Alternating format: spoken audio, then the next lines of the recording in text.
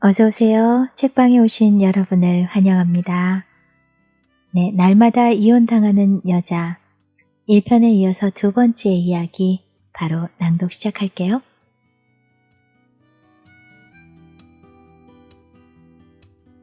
두 손을 모아 합장을 하고 절을 올리면서 최 여사에게 문득 떠오르는 얼굴이 있었다. 그건 지난 겨울에 세상을 뜬 친정 어머니였다. 딸은 지 애미의 팔자를 대물림하게 마련이라는 말이 꼭 자신을 두고 생겨난 말 같았다. 가끔 남자에게 전화가 오면 엄마 수화기 내려 하고 고래고래 소리를 치며 제 방문을 꼭 걸어 잠그고 전화를 받곤 해서 누구냐고 넌지시 물어본 적도 있었지만 그럴 때면 그 엉큼한 것은 친구, 남자친구라고만 대답할 뿐이었다. 아니나 다를까 최 여사 앞에 결혼할 사람이라고 데려온 사람은 그 남자친구란 정체의 김철수라는 흘려듣긴 했지만 너무나 촌스러워 한 번 듣고서 잊어버리지도 않은 이름의 바로 그 녀석이었다. 그러나 그나마 다행인 게 외모는 그 이름만큼 촌스럽지는 않았다. 좀 마르긴 했지만 훤칠한 키에 이목구비가 뚜렷한 그야말로 미남이었다. 지선이 저것도 지가 잘났다고 그렇게 이 애미한테 큰 소리를 쳤어도 결국은 저 철수란 녀석의 외모에 반한 거로구나 하는 생각이 들자 최 여사는 지선의 아버지와 결혼하겠다고 우기며 온 집안의 평지풍파를 일으키던 30년 전이 고스란히 가슴에 와 박혔다. 홀 시어머니의 장남에다 가진 것이라곤 달랑 자기 한 몸뿐인 저런 남자와 곱게 자라서 배울 만큼 배운 네가 어떻게 결혼 생활을 할 수 있겠느냐고 친정어머니는 가슴을 치며 말리셨다. 남자는 인물 파먹고 사는 게 아니라면서 남자가 인물이 반듯해봤자 계집만 고생이라고 옷고름에 눈물을 찍어대시며 곡처럼 읊조리셨다.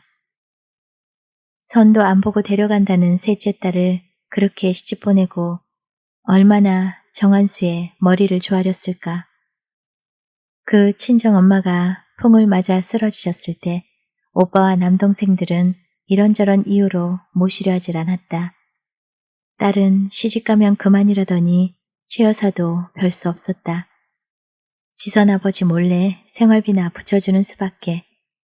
그리고 그 친정엄마가 반듯한 집 한 채도 없이 월세방에서 돌아가신 것이 지난 겨울이었던 것이다. 최 여사는 이제 시집간 딸이며 친정 부모의 눈에 피눈물을 흘리게 하며 결혼식을 올렸던 자신이며 그리고 눈도 제대로 못 감고 돌아가셨던 친정 어머니의 삶을 떠올리자 눈물이 주체할 수 없을 정도로 흘러내렸다. 시계 정말 그거면 되겠어? 커피숍에 자리를 잡는 바람으로 지선이 물었다. 시계가 시간만 잘 맞으면 되지. 자꾸 나한테 그걸 물어보는 게 네가 그 시계가 마음에 안 드나 보구나. 철수가 기분 좋게 시계를 찬 손목을 한번 흔들어댔다. 지선은 철수가 고른 게 마음에 들지 않는 게 사실이었다. 10만 원도 안 되는 결혼 예물 시계라고 서로 교환하기엔 너무 초라한 금박의 구색만 갖춘 그런 시계였던 것이다. 그런데 철수가 한사코 이거면 됐다고 하니 지선도 그거와 한 벌의 시계를 사는 수밖에 없었다. 넌 좀 비싼 걸 골라도 됐잖아. 네 시계야 우리 집에서 사주는 거고 내 시계야 너희 집에서 사주는 거잖아. 이 말이 입에서 뱅뱅 돌았지만 차마 입 밖에 낼 수는 없었다. 철수가 저 시계를 고른 것은 자신의 집안 형편을 고려해서라는 걸 지선은 잘 알고 있었기 때문이었다. 너 정말 결혼 예물 시계로 그런 거나 차고 다닌다고 회사 동료들이 손가락질 한다 그래도 난 모른다. 남들이 그러는 게 무슨 의미가 있니? 나한텐 정말 이 시계도 호강한 거야. 잃어버리지 않고 잘 찰게. 철수의 자존심을 더 이상 긁어내리지 않기 위해서는 이쯤에서 예물 시계건은 마무리해야 한다는 것을 잘 아는 지선이었다. 그때 나비 넥타이를 맨 남자가 주문을 받으러 왔다. 둘은 의당 그래야 하는 사람들처럼 철수는 우유를 시키고 지선은 커피를 주문했다. 나 너한테 할 이야기가 있어. 지선은 담배를 한 모금 크게 들이마셨다. 철수는 언제는 네가 내 허락을 받고 이야기를 했냐는 듯 지선을 소 닭 쳐다보듯 멀거니 바라볼 뿐이었다. 우리는 다른 연인들하고는 다르잖아. 말하자면 세속적인? 철수가 갑자기 지선의 말머리를 끊었다. 그렇게 생각하지 마. 우리도 평범한 남녀들처럼 만났고 또 그 사람들처럼 결혼을 하게 된 거잖아. 그래, 그건 그래. 근데 내가 하고 싶은 말은 그게 아니라 예를 들면 이런 거야. 여자는 결혼 전까지 순결해야 되지만 남자의 순결은 문제가 되지 않는다는 거나 여성은 침대 속에선 창녀가 그리고 실생활에선 학처럼 고고해야 한다든가 하는 그런 사회적 통념들에 적당히 야합하면서 연인 사이나 부부관계를 유지하는 사람들도 많다는 이야기지. 지선은 이번엔 은근히 철수의 반박을 기다리며 말을 끊었다. 그러나 철수는 별다른 대꾸를 하지 않았다. 그래서 얘긴데 우리가 결혼을 앞두고 서로에게 그동안 의도적이었든 아니었든 하지 않았던 이야기를 서로 다 했음 해. 지선은 손에 들린 담뱃재가 구붙해지도록 재를 터는 것조차 잊어버리고 있었다. 지선이 잠옷 심각하게 이야기를 꺼내자 철수도 정색을 하고서 고개를 끄덕였다. 지선아, 너답지 않게 돌려서 이야기하지 말고 지금 무슨 이야기를 서로 하자는 거야? 그러니까 지선이 입술을 한번 감춰 물었다. 쉽게 말하면 서로의 성경험이라고 할 수 있겠지. 담뱃재가 빨간 체크무늬의 탁자보 위로 툭 떨어졌다. 그런 이야기라면 우린 다 했잖아. 철수가 지선의 말이 끝나자마자 거침없이 이야기했다. 아니야. 난 너한테 할 얘기가 있어.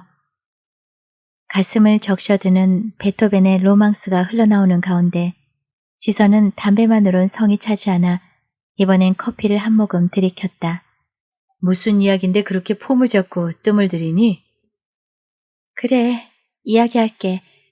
내가 대학 3학년 때 너를 만나기 전에 몇몇 좋아했던 남자들이 있었다는 것은 너도 귀가 닳도록 들은 이야기고 그 중에서도 성재형을 오랫동안 짝사랑했었던 이야기도 잘 알 거야. 그리고 내가 언젠가 술에 취해 그 형하고 키스를 했단 이야기도. 지선이 철수를 향해 그것도 기억하고 있냐는 듯이 고개를 들었다. 지선은 목이 확확거리며 타올라 담배를 뻐끔뻐끔 피워댔다. 철수는 고개를 반쯤 옆으로 하고서 눈빛으로 알고 있다는 신용을 했다. 지선이 이번엔 심호흡이 아니라 커다랗게 한숨 같은 것을 내쉬었다. 그런데 난 너한테 이야기를 하지 않는 게 있는데 그건 성재형하고 키스만 한 게 아니라 육체적 관계를 가진 적도 있어. 지선은 힘들게 고개를 들어 철수를 바라보았다. 철수는 눈길이 고요한 물속 마냥 깊어졌을 뿐 겉에서 보는 표정은 달라진 게 별로 없었다. 2번쯤. 할 말을 다 해버린 지선은 느긋하게 커피잔을 입에 가져갔지만 철수는 우유잔에 시선을 모으고 입을 열지 않았다. 그렇게 점잔을 뺄 필요는 없어. 그리고 괴로운 표정을 감추려고 그렇게 면벽이라도 하는 사람처럼 고고한 표정을 짓지 말고 이런 창녀 같은 이라고 하면서 차라리 나를 향해 화라도 내라고.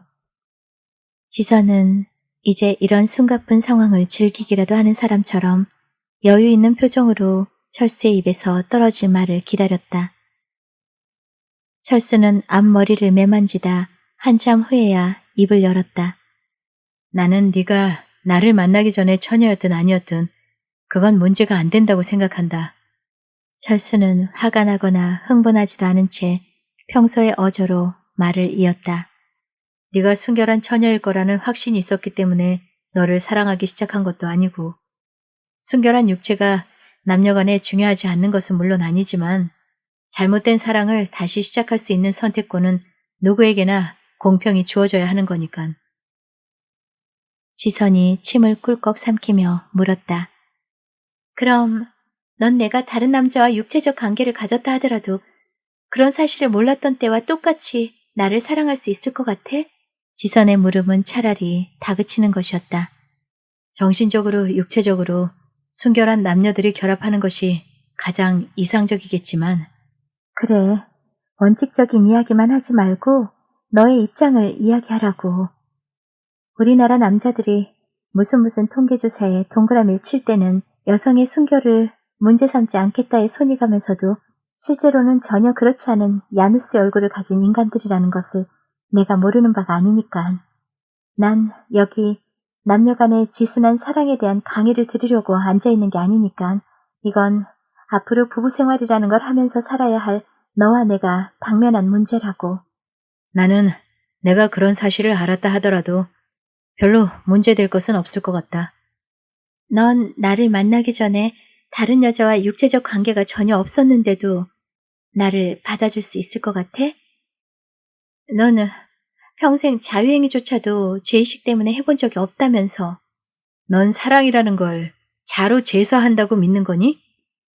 철수가 갑자기 발끈 화를 냈다.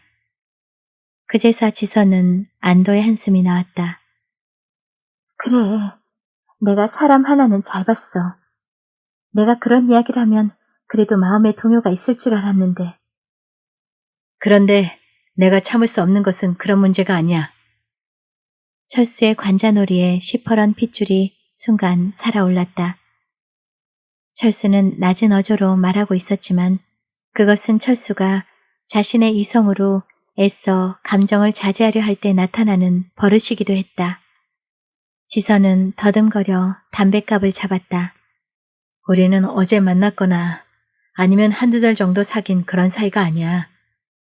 몇 년간을 연애란 걸 해온 사람들이야. 그리고 육체적 관계까지도 가진 사람들이고 서로의 아주 시시콜콜한 것까지도. 자랑할 만한 일이든 아니면 부끄러운 일이든 서로의 일기를 쓰듯 만나온 사이야. 철수가 무슨 말을 하려고 할지 지선은 알 것 같았다. 철수는 솔직함을 지선의 제일 가는 미덕이라고 했었다. 나는 지금 너에게 배신감마저 느낀다. 네가 처녀가 아니어서가 아니라 그런 일을 지금까지 비밀로 한 것에 대해서. 그건 나를 못 믿었다는 또 다른 반증이 아니겠니? 이럴 때는 미안하다고 말하는 것조차 구차해진다. 너를 못 믿어서 그런 것은 아니었어. 언젠가는 이야기를 하려고 했지만 용기가 없었어. 이건 내 진심이야. 내가 잘못했어. 지선은 담배를 피우는 것조차 귀찮아졌다. 그저 청동의 구조물처럼 시선을 아래로 내린 채 그대로 있었다. 둘 사이에 어울리지 않는 침묵이 얼마간 가로놓인 후 철수가 입을 열었다. 이번 일을 잊지 말고 앞으로는 서로에게 한 점 숨김없이 진실되게 살도록 하자. 철수가 불끈 화는 냈지만 역시 너그러운 데가 있었다. 지선의 시선이 철수에게로 돌아왔다. 그러나 철수의 눈빛이 따가워 지선은 철수를 바로 볼 수가 없었다. 그리고 네가 그런 과거에 대해서 자유로워질 수 있었으면 좋겠다. 자신이 아주 옳다고 생각하면서 한 행동이 나중에 생각하면 잘못된 것일 수도 있는 법이잖아. 가능하면 최선의 판단을 해서 그런 잘못을 고쳐 나가도록 하는 것이 인간이 할 수 있는 몫이지. 나는 네가 그 과거의 기억들로부터 자유로워질 수만 있다면, 그러려고 노력한다면 나도 그럴 수 있다. 내가 도와줄게. 철수가 고개를 떨구고 있는 지선의 손을 끌어당겼다. 지선은 갑자기 눈시울이 시큰거려 철수에게 잡힌 손을 슬그머니 빼내어 가방에서 손수건을 꺼냈다. 뭐? 부부가 공동 운명체라고? 좁은 골목길에 이렇게 저렇게 주차를 시켜놓고 지선은 클렉션을 빵빵 눌러댈까 하다 차 한 대 있다고 무슨 유세 부리냐는 철수의 야유가 귓전에 맴도는 것 같아 그냥 차에서 내렸다. 지선이 철수의 자취방에 다가갔을 때 그는 지선이 온 줄도 모르고 그 큰 키를 구부정하게 숙이고 한 손에 냄비 뚜껑을 들고 또 한 손엔 수저를 들고 간을 보고 있는 중이었다. 그래, 너 이 궁상 맞은 고생도 이젠 끝이다. 과학적 설계 시스템으로 만들어진 주방에서 내가 앞치마를 이쁘게 두르고 너에게 맛있는 밥과 찌개를 만들어주마. 비좁은 부엌에서 엉거주춤 서 있는 철수의 모습이 지선에게 연민이라도 불러일으켰는지 평소의 가사노동은 남녀 반반이라는 논리는 어디로 가버리고 갑자기 그런 서정적인 생각이 떠올랐다. 맛있어? 부엌 문에 기대선 지선이 물었다. 너 왔구나. 아침 먹었니? 그럼 지금이 몇 시인데. 내가 가난한 샐러리맨하고 같아? 철수는 익숙한 동작으로 냄비 손잡이에 숟가락을 걸고서 옆에 상 위에 올려놓았다. 지선은 그 상을 방에 올려놓고 냉장고에서 반찬들을 대강 꺼냈다. 넌 그럼 달걀 후라이라도 하나 해줄까? 좋지. 지선은 철수의 방을 휘휘 돌아보면서 의자엔 벗어놓은 잠옷이 걸려있고 침대 모서리엔 속옷들이 흩어져 있을 자신의 방을 떠올렸다. 그러나 철수의 방은 자신의 방과는 천양지차로 책상 위에도 방금 보다만 책만 덩그러니 놓여있을 뿐 모든 책은 책꽂이에 정연하게 꽂혀 있었다. 매일 오는 파출부 아줌마에게 미안한 구석이 전혀 없는 것은 아니지만 바쁘고 게으른 자신의 천성은 어쩔 수 없었다. 철수랑 같이 살면 청소는 모두 다 철수가 도맡도록 강력히 주선을 해줘야 한다는 게 평소 지선의 지론이었다. 담배를 피우지 않는 철수는 자취방에 그 흔한 침이 개개 발린 우유팩도 찾아볼 수가 없었다. 지선이 재떨이감을 찾아 방구석을 탐색하듯 뒤지고 있을 때였다. 지선아, 이것 좀 봐라. 기름 번지는 소리와 함께 부엌에서 철수가 불렀다. 그러나 그 다음 순간 지선은 박장대소를 하고 말았다. 한 손에 접시를 들고서 후라이팬을 공중에서 흔들어 댈 때만 해도 철수의 얼굴엔 호기가 어렸다. 그러나 그 다음 순간 잘 익은 달걀은 한 손에 들고 있는 접시로 떨어지는 것이 아니라 도마 위로 떨어지고 말았다. 부엌 바닥으로 나뒹굴지 않은 게 다행이라면 다행이었다. 어제 텔레비전 영화에 나온 주방장이 영락없이 이렇게 해서 달걀을 접시에 받아내던데. 지선 앞에서 모처럼 자신의 기술을 선보이려던 철수가 겸연쩍어 하는 게 지선은 더욱 재밌었다. 철수가 밥을 먹는 동안 지선은 달걀 후라이를 먹고 나서 조간신문을 뒤적이면서 담배를 태웠다. 철수가 다 먹은 밥그릇을 설거지통에 담그고 둘은 지선의 차에 탔다. 네가 계약금 챙겨왔니? 일요일이라 그래도 수월이 빠지던 차가 예식장 주변에서 길게 멈춰서자 철수가 물었다. 응. 지선은 끼어드는 옆차를 보느라고 철수의 물음을 제대로 못 들은 척 얼버무렸다. 아니야, 내가 안 가져왔어. 그러나 다음 순간 얼른 말을 바꾸었다. 우리 아버지 회사에서 부동산을 주로 담당하는 아저씨가 계신데 아마 그분이 가져오실 거야. 지선은 대수롭지 않게 말은 하면서도 백밀러를 보는 척하면서 철수의 표정을 살폈다. 아니나 다를까 철수의 표정은 굳어 있었다. 딸보다 부하 직원을 더 믿나 보군. 차가 철수와 지선이 살 대단히 아파트 단지에 들어서기까지 철수가 한 말은 그 말뿐이었다. 그러지 마. 나도 속상해.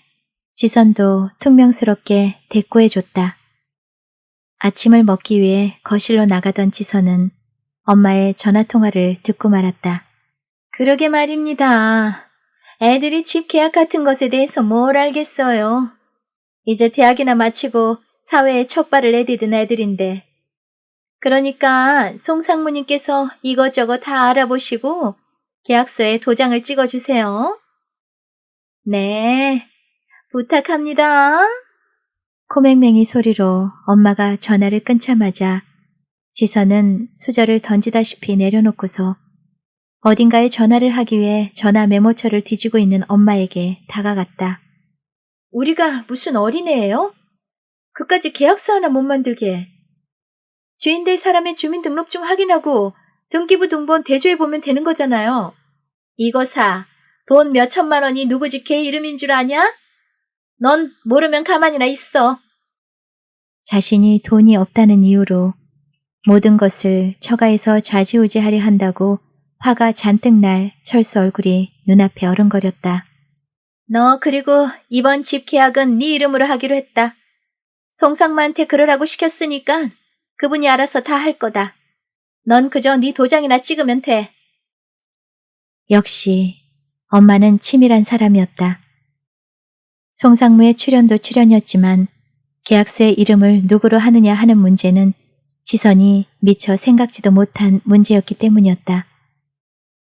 그러나 따지고 보면 엄마의 말처럼 그녀의 집에서 얻어주는 전셋집이기 때문에 지선의 이름으로 도장을 찍는 것은 너무나 당연한 일인지도 몰랐다. 송상무는 벌써 와 집주인과 이런저런 이야기를 나누고 있었다. 어른들에게 깍듯한 철수가 송상무, 집주인, 복덕방 아저씨들에 이르기까지 고개를 정중히 숙여 인사를 하였다. 지선이 자신의 도장을 내밀자마자 익숙한 솜씨로 여기저기 도장을 다 찍은 복덕방 아저씨는 다시 확인할 필요도 없다는 듯 노란 봉투에 계약서를 담아 지선 쪽으로 내밀었다. 한마디로 지선과 철수는 그 계약에서 들러리에 지나지 않았다. 깍지를 끼고 묵묵히 앉아있던 철수가 나오는데 복덕방 아저씨가 한마디 하였다. 젊은이는 좋겠소. 처가가 부자여서. 해가 우리 옆에 내는 지 몸뚱이만 달랑 가지고 시집을 오는 바람에. 뭐라고 더 하는데 철수가 수고하십시오라고 말을 끊어버리자 그 아저씨는 누런 이를 드러내고 씩 웃었다. 어디로 갈 거야? 지선이 안전벨트를 매면서 물었다. 철수는 무엇을 생각하는지 손가락으로 앞머리카락만 매만지고 있었다. 계약 때문에 철수가 속이 많이 상한 것 같아 지선은 잠자코 그의 대답을 기다렸다. 난 형네 집에 가봐야겠다. 그럼 그 인천 햄버거 집에? 지선의 언성에 짜증이 감겨서 말을 베베 꼬았다. 장사는 잘 되는지 시간 있을 때 한번 들러봐야겠어. 넌 가까운 전철역에 내려주고 가면 돼. 철수가 지선이 그러거나 말거나 무덤덤하게 말을 받았다. 철수는 항상 저런 식이다. 차라리 본인 입으로 같이 가자고 하면 나을 텐데 항상 지선의 의견을 존중해주는 척하면서 결코 강요하지 않는 것이다. 너하고도 거기는 2번이나 갔잖아. 갈 때마다 햄버거집 사장인 너희 형은 왜 이렇게 장사가 안 되는지 모르겠다고 하소연을 늘어놓고 너는 광고나 서비스를 더 잘해보지 그러냐고 형을 어떻게든 설득하려고 하는 게 네가 그곳에 가는 주된 임무잖아. 다 아는 뻔한 말에 반복을 들어주는 들러리가 되기 위해 이 아까운 일요일을 탕진해야 되는 거니? 지선은 솔직히 그렇게 대쏘아주고 싶은 심정이었다. 나도 가야 돼? 이럴 때 철수의 대답을 모르는 것도 아니면서 지선은 또 이렇게 자신의 의사표시를 우회적으로 하고 말았다. 알아서 해라. 가든 말든. 철수가 그렇게 나오자 지선은 거길 가려면 내 친구 혜경이가 하는 대학가 앞에 서점이나 가는 게 10번 생산적일 거란 말을 더 할 수가 없었다. 결혼이란 정말이지 우스운 형식이어서 둘은 시간이 날 때마다 지선네 가까운 친척들과 또 철수의 친척들을 방문하고 있는 중이었다. 그런데 철수가 지선네 친척집을 방문할 때도 그가 그런 굴욕감 같은 것을 느끼는지 어쩐지 모르겠지만 지선은 철수네 가족들을 방문하는 게 정말이지 싫었다. 신경을 안 쓰려고 해도 옷차림에서부터 그런 곳에서의 자세나 대화 하나하나까지 잔뜩 긴장을 하며 조심을 해야 한다는 것이 지선의 자존심을 상당히 긁어놓았다. 내가 왜 이런 사람들 앞에서 이렇게 웃기지도 않은 말에 웃어야 하고, 그것도 빙그레 미소만을 띠는 교양 있는 미소로. 다리 하나도 제대로 펴지 못하고 쥐가 나도록 다소곳하게 앉아 있어야 하는지 지선은 스스로에게 용납할 수가 없었던 것이다. 그리고 그런 집들을 나서면 철수한테 뭐라고 확 화를 풀지도 못하고 괜히 그가 하는 말꼬리나 붙잡고 투덜대기 일쑤였다. 우리 저기 강바람이나 쐬러 가지 않을래? 해경내 서점에 가서 신간 서적이나 뒤적이는 게 생산적이긴 하겠지만 그건 어디까지나 인천 형네집 방문과의 비교해서 나온 이야기이고 이런 여름엔 강바람이 최고지 않겠는가. 지선이 철수의 눈치를 힐끗힐끗 살피며 조심스럽게 말을 꺼냈다. 형네 집엔 전에도 갔잖아. 철수가 입을 꾹 다물고 있자 지선이 사족을 달았다. 아니, 난 모처럼 시간 있을 때 거기나 들러봐야겠어. 놀러 가려면 혼자서 가라. 아니면 누구 친구를 부르던지. 지선이 신경질적으로 핸들을 꺾었다. 대학가 앞 서점이든 인천의 햄버거 집이든 간에 지선은 가까운 전철역으로 차를 몰았다. 전철역 입구에서 차를 세우고 철수가 차 문을 밀려고 할 때 지선이 급하게 물었다. 아까 일 때문에 화난 거야? 철수는 선뜻 이렇다 저렇다 대답을 하지 않았다. 나랑 이야기 좀 해. 지선이 던지듯 말을 내뱉었다. 철수는 무슨 생각을 그렇게 깊게 하는지 근처의 커피숍에 앉아서도 쉽게 입을 열지 않았다. 너희 아버지 회사 사람이 와서 계약을 다 체결한 건 우리를 세상 물정 모르는 어린애로 본 너희 엄마의 배려였다고 치자. 그런데 넌 이 문제에 대해서는 어떻게 생각하니? 그 집을 너의 이름으로 계약을 했다는 것에 대해서 말이야. 그래, 네가 그 얘기를 꺼낼 줄 알았다. 철수가 이 문제를 꺼낸 의도를 모를 리 없는 지선이었지만 이럴 때 결코 돌려서 말하거나 변명 같은 것을 늘어놓지 않는 게 지선의 성미였다. 솔직하지 않은 것은 딱 질색인 것이 지선의 천성인 것이다. 솔직히 이야기하면 엄마가 아침에 계약서 도장을 내 이름으로 찍으라고 그럴 때 네 생각을 안 한 것은 아니지만 그건 당연하고 자연스러운 일이라고 생각해.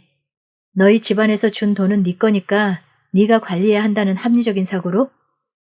철수의 짙은 눈썹이 순간 꿈틀했다.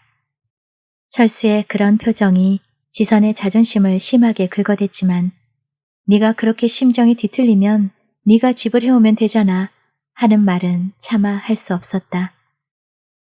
너희 집 재산이 얼마나 되는지는 모르겠지만 내가 그걸 보고 결혼하는 파렴치한 인간은 아니라는 것은 너도 잘 알 거다.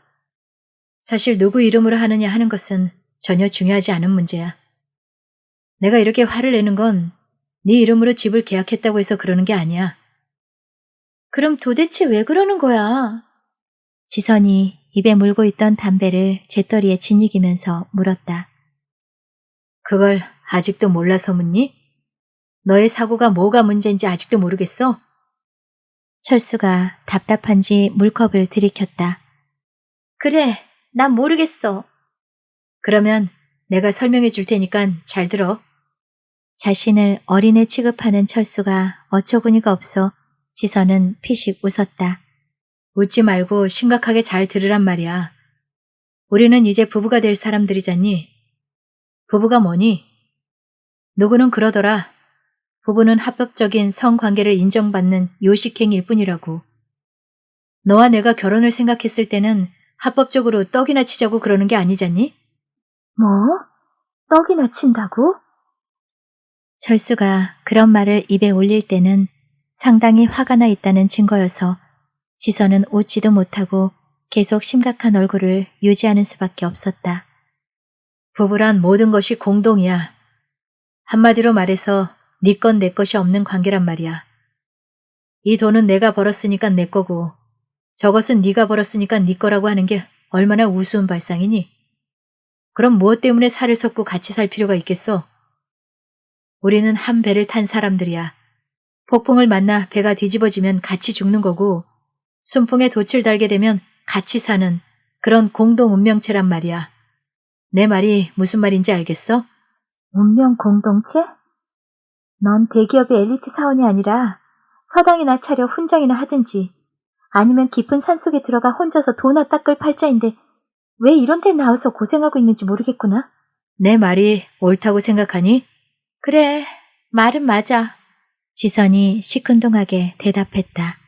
네가 언제 틀린 말 한 적이 있니? 부부가 운명 공동체라는 말 자체가 왜 틀린 말이겠어. 그렇지만 그 말의 이면에는 남성들의 이기주의가 도사리고 있는 거라고.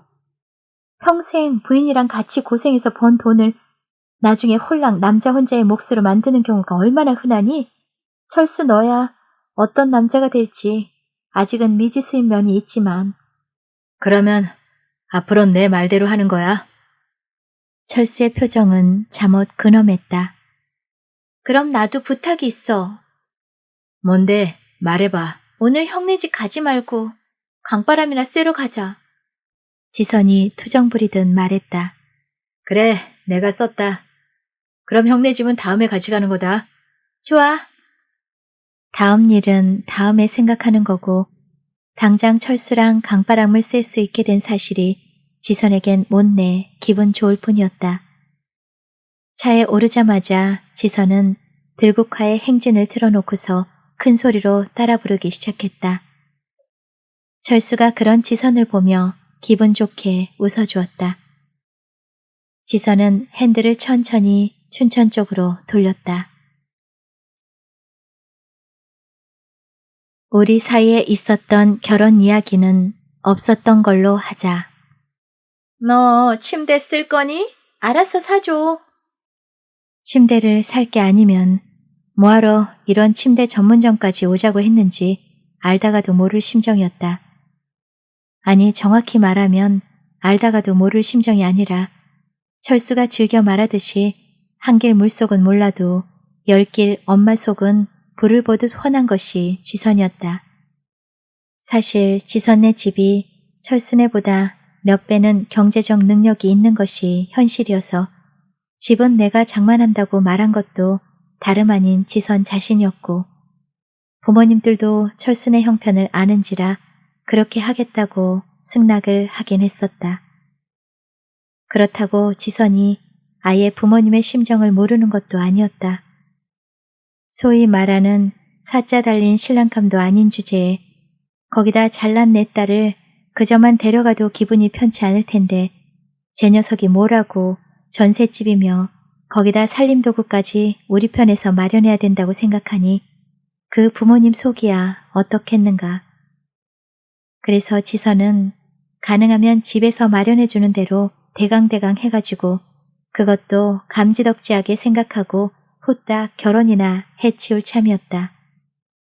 그런데 이건 엄마가 해도 너무하는 것이었다. 오빠가 결혼을 했긴 했지만 그래도 딸로선 처음 보내는 혼사인데 엄마는 지선에게 무슨 불만이 그리 많은지 매사에 신경질적이고 짜증이 덕지덕지 붙어 있었다. 쓸 거야 안 쓸 거야? 안 쓴다면 굳이 살 필요도 없잖냐? 너야 침대에서 생활이 왔으니까 그렇다 치고 철수는 어쩐대니? 철수 이야기를 할 때의 엄마 표정은 말도 꺼내기조차 싫다는 듯 얼굴이 일그러졌다. 침대 생활은 습관이기 때문에 안 써본 사람은 불편해서 못 쓴다. 침대가 뭐야? 그 방 2칸이나 되나마난 시골집에서 발도 제대로 못 펴고 살았을 텐데. 엄마에게 지금 지선의 심정을 그대로 꺼내서 내보일 수만 있으면 좋으련만. 딸의 마음 한구석에 얼마나 심한 갈등이 일고 있는지 엄마가 알 수 있을까? 엄마가 정 그렇게 철수를 생각하면 나 혼자 침대에서 잘 테니까 싱글로든 알아서 사주면 되잖아. 지선의 목소리에도 화가 잔뜩 묻어났다. 너 지금 그걸 말이라고 하니? 결혼한 부부가 그럼 따로 방을 쓰고 산단 말이야? 최 여사가 선글라스 속의 눈으로 지선을 매섭게 노려보았다. 엄마가 지금 그렇게 종용하고 있잖아. 아니야. 엄마가 그렇게 종용하지 않아도 우리는 따로 방을 쓰게 될지도 몰라. 아니, 아예 결혼조차도 이루어지지 않을지도 모른다고. 엄마 눈엔 그렇게 미워서 안달이 난 철수가 뭘 했는지 알긴 알아? 엄마까지 이러지 않아도 난 지금 서 있을 기운도 없는 사람이라고. 지선은 흡사 매의 눈 같은 엄마의 눈길을 피해 침대 모서리에 시선을 고정하였다. 사모님, 마음에 드시는 것으로 고르셨습니까? 시기도 적절하게 모녀의 눈싸움 현장으로 가구점 주인이 나타나줬다. 아, 네. 저것은 얼마죠? 언제 그랬냐 싶게 엄마는 목소리에 비음이 들어가고 입가에는 웃음까지 흘리고 있었다. 어찌됐든 철수와 자신이 들어놓고 껴안고 뒹굴고 할 침대를 지선의 의견은 전혀 배제된 채 엄마가 일방적으로 알아서 골랐다. 다음은 뭘 살 건데? 주인에게서 과장된 몇 번의 인사를 받으며 나오는 엄마의 등에 대고 지겨운 듯이 지선이 물었다. 뭘 사긴 뭘 사? 어차피 여기 가구점 동네에 왔으니 옷장이나 골라야지. 하기 싫어 겨우 내뱉은 딸의 말투에 질세라 엄마도 마지못해 대답을 했다. 그럼 엄마 혼자 가서 엄마가 마음에 드는 걸로 골라. 나도 들러리 사는 거 피곤하니까. 얘가 지금 누가 누구 들러리 서는 줄도 모르고? 그럼 엄마가 딸 결혼식에 들러리란 말이야? 엄마 무슨 말을 그렇게 해? 지선이 걸음을 우뚝 멈추었다. 그래, 내가 참는다. 그래, 너도 시집가서 애 낳고 살아봐라. 이 애미 심정을 이해할 때가 올 테니까.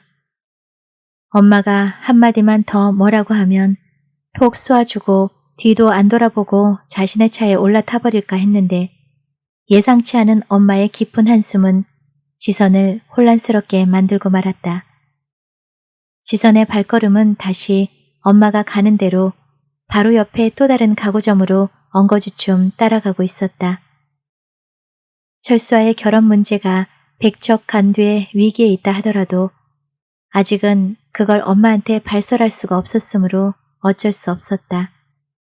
사실 무슨 물건이든 눈앞에 있는 물건들 중에선 마음에 드는 것이 있을 수밖에 없는 노릇인데 내키지 않는 걸음으로 엄마를 따라 들어간 가구점에서도 마찬가지였다. 나무 질감이 좋아 보이는 심플한 디자인의 옷장과 화장대가 눈에 들어오긴 하였으나 지선은 입을 꼭 다문 채 엄마가 하는 양을 지켜볼 뿐이었다. 사모님, 이것이 요즘 신혼부부들 사이에 제일 인기가 좋은 제품입니다. 아니나 다를까 물건을 보는 안목이 있는 지선인지라 그녀가 주시한 옷장을 주인이 가리켰다. 이게 얼마예요? 주인은 전자 계산기를 두드려 보더니 100만 원이 조금 넘는군요 하면서 계산기를 엄마 쪽으로 내밀었다. 너무 비싸다. 비싸기는요? 요즘은 이 정도씩은 다 합니다. 주인이 뭐라고 주워 섬겼지만 엄마는 들은 척도 않고 눈을 다른 곳으로 가져갔다.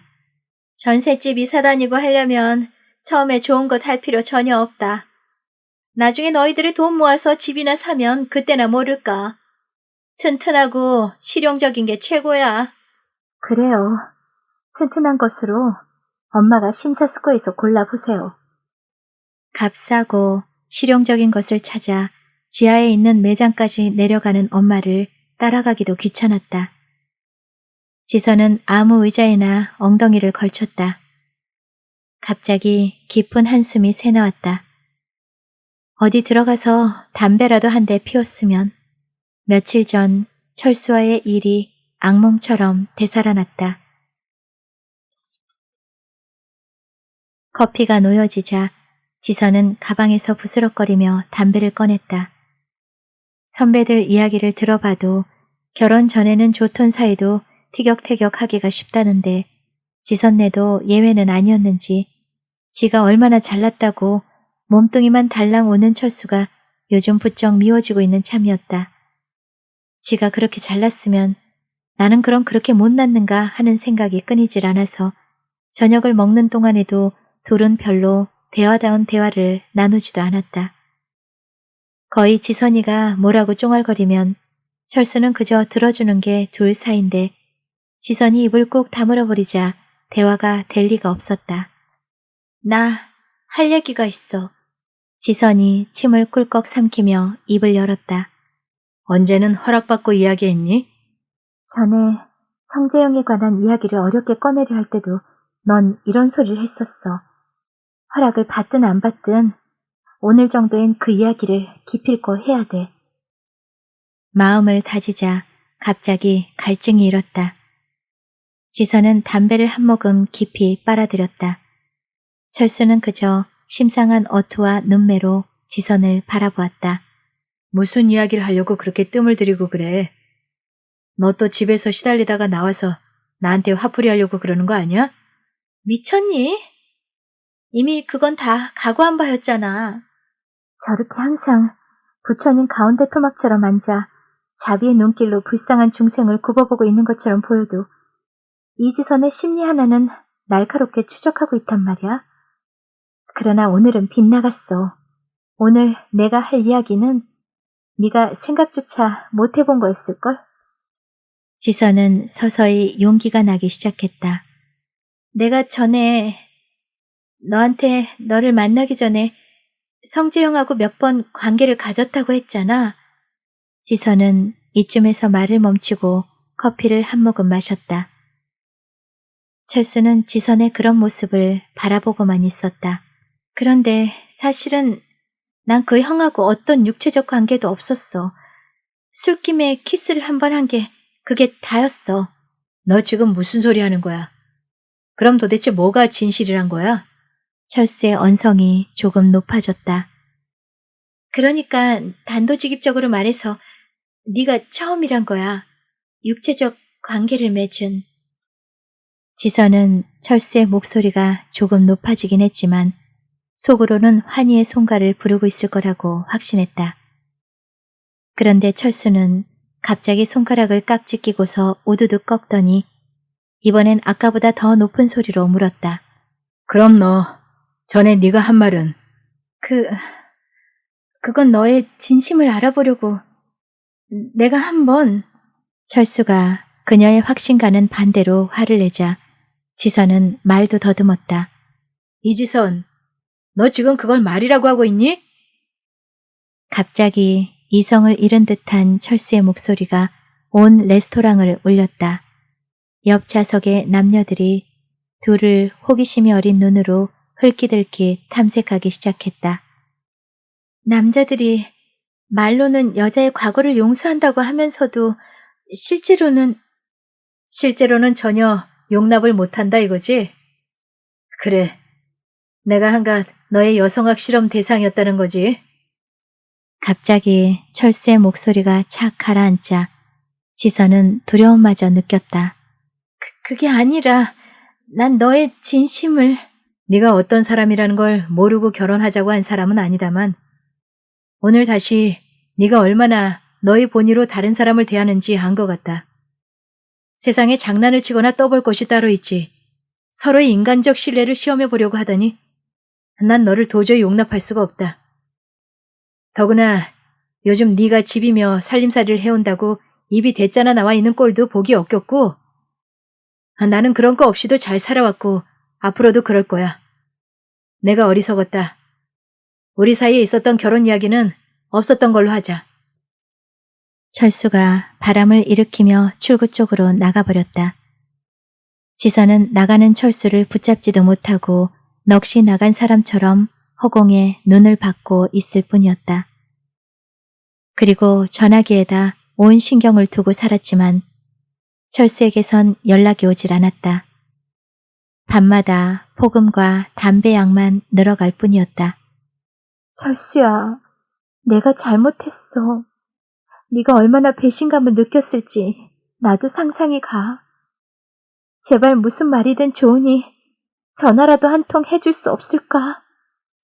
평소에도 전화 한 통, 편지 한 장 없는 사람이니 더구나 이런 때 전화를 할 리도 없건만 지선은 그래도 한 줄기 빛처럼 그의 연락을 기다리며 속이 버석버석 타들어가고 있었다.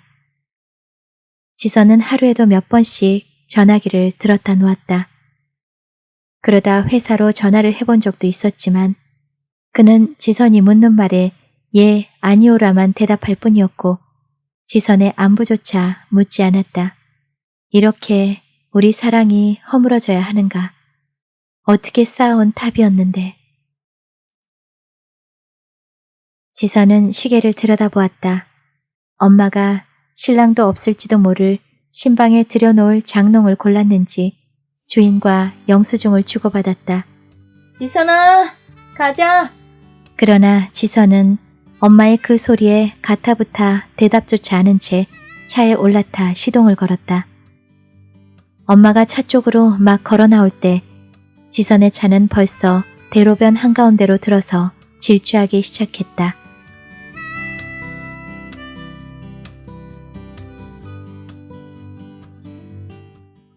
네, 김수련 작가님의 장편소설 날마다 이혼당하는 여자 두 번째 이야기를 마치겠습니다. 이 시간도 편안히 머무셨길 희망하고요. 책방 주인은 다음 시간에 찾아뵙도록 할게요. 여러분의 구독과 좋아요는 책방에 큰 힘이 됩니다. 가시기 전에 좋아요 꼭 부탁드릴게요. 감사합니다.